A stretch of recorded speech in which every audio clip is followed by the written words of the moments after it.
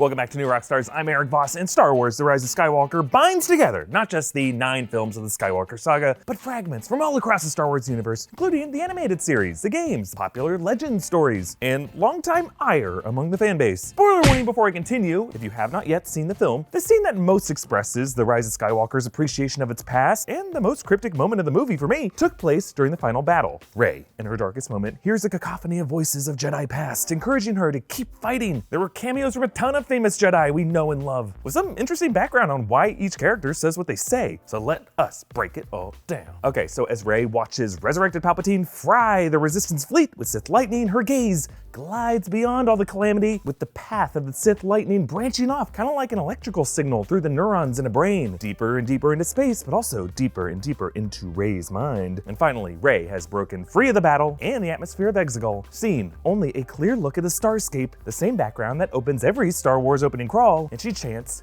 "Be with me," the Jedi prayer that she repeated as her opening lines back in the jungle, floating with rocks orbiting her, doing her best impression of a celestial body, but unable to connect with a Jedi. But now, her consciousness has broken through to that cosmos. And the first voice we hear is a male voice. "These are your final steps, Rey. Rise and take them." This is the voice of Obi-Wan Kenobi, voiced by Ewan McGreggor, and his voice being first here is a direct callback to Ewan Obi-Wan's voice being the last thing Rey heard in her vision in The Force Awakens when he whispered. Now next we hear 3 voices say Rey's name. Rey, Rey, Rey. The first is Hayden Christensen as Anakin Skywalker, and this is a big deal for Christensen to come back because he has largely been MIA from the Star Wars universe since the prequels. Now the second 2 are voices from the animated series, Ashley Eckstein as Ahsoka Tano, and Freddie Prinze Jr. as Kanan Jarrus. And it's pretty cool for The Rise of Skywalker to involve them like this. Past films have included like droids and ships from the animated series, and The Mandalorian has given voice actors cameos in the show, but this is the first time these performers have been able to play their characters in a live-action film. And the inclusion of Ahsoka Tano among these past Jedi is interesting. If you don't watch the animated series, Ahsoka is a badass Jedi character who joins Obi-Wan and Anakin during the Clone Wars, but then gets framed for murder, and she leaves the Jedi Order, and she was last seen in the final scene of Star Wars Rebels, leaving for the unknown regions after the Battle of Endor, with her fate beyond that left a mystery. Now, we may follow Ahsoka and other live-action stuff. Maybe she'll show up in like season 2 of The Mandalorian or in the Obi-Wan series, but hearing her voice here confirms that sometime over the last 3 decades, she did pass away, but she did become one with the Jedi once more. Kanan Jarrus was the lead character of Rebels, a Jedi who survived Order 66 and lived under the name Caleb Doom, but then later in the series died in a self-sacrifice in an explosion, and then I guess kinda manifests his will through a pack of lost wolves to help his Padawan Ezra Bridger. And then we again hear Anakin's voice saying, "Bring back the balance, Rey, as I did." He's referencing the prophecy that was so critical to his life as a Jedi. As a child, he was thought to be the prophesied chosen one to bring balance to the Force, but then as an adult, he appeared to overturn that philosophy. "You were the chosen one! It was said that you would destroy the Sith, not join them!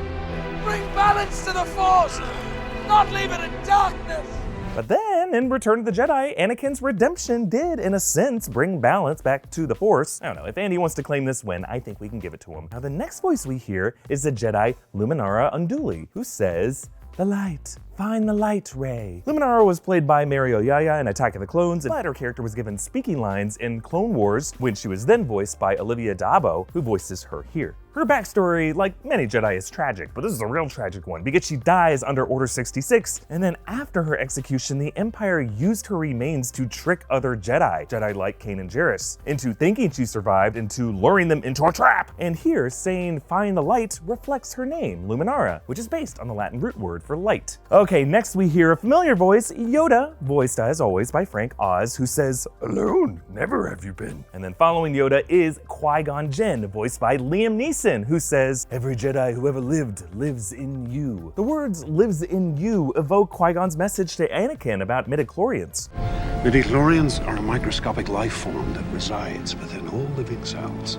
Oh, sorry, didn't mean to make you headbutt your screen there. But I like this reinterpretation of the over-codified biology of the past into a more spiritual concept that these life forms that live in the Jedi can instead be the spirits of past Jedi. Next, Anakin's voice returns, "The Force surrounds you, Rey," followed by a female voice, the Jedi Aayla Secura, who says, let it guide you. Now, Ayla was the Twi'lek Jedi whom we saw gunned down in Order 66 in Revenge of the Sith. She was played by Amy Allen in the films, but here she's voiced by Jennifer Hale, who voiced her in the Clone Wars animated series. Next is my man Mace Windu, Samuel L. Jackson, who says, "Last time I trusted someone, I lost an eye." Well, he does say that, but here Mace says, "Feel the Force flowing through you, Rey." And then Anakin's voice returns again, "Let it lift you." And then there's one more female voice, Adi Gallia, who says, "Rise, Rey." Now, Adi was a Jedi Master from the High Council, performed by Jen Clark in the live-action films, but voiced by Angelique Perrin in the Clone Wars and in the scene. In the Clone Wars, she was actually killed by Maul's brother, Savage Opress. Now, the echoes continue with Qui-Gon saying, "We stand behind you, Rey." And then an odd voice, "Rey?" This one again from Obi-Wan, but Alec Guinness's version of the character in the original films. They were able to get an audio clip of him saying the sound Rey from a line in the very first film. "Come here, my little friend. Don't be afraid." And J.J. Abrams took that Rey and inserted it into Rey's Force vision back in The Force Awakens. Afraid? And then closing it out here, Yoda says, "Rise in the Force, Rey." Kanan Jarrus says, "In the heart of a Jedi lies their strength." Ewan Obi-Wan says, "Rise." Qui-Gon says, "Rise." And then it ends with the voice of Luke Skywalker. "Rey, the Force will be with you, always." He's echoing the voice of Obi-Wan to Luke after guiding him in the trench run on the Death Star in the very first film. Remember, the Force will be with you, always. With all the backing of Jedi past, Rey climbs back up to her feet, using the twin blades of Leia and Luke to overcome Palpatine, and, well, yeah, the rest is history. Just like the history we have seen drift off into the stars, where these spirits reside. Comment down below with your favorite cameo in The Rise of Skywalker, and be sure to check out all the other videos we've been making on the film, all the Easter eggs and the deeper symbolism that you might have missed, what Palpatine's plan was, how and why Leia came back, and the deeper meaning of the final scene. Follow me on Instagram and Twitter at EA Voss, and subscribe to New Rockstars for breakdowns of everything you love. Thanks for joining me. Huh? These are your final steps. Okay. Now stay down.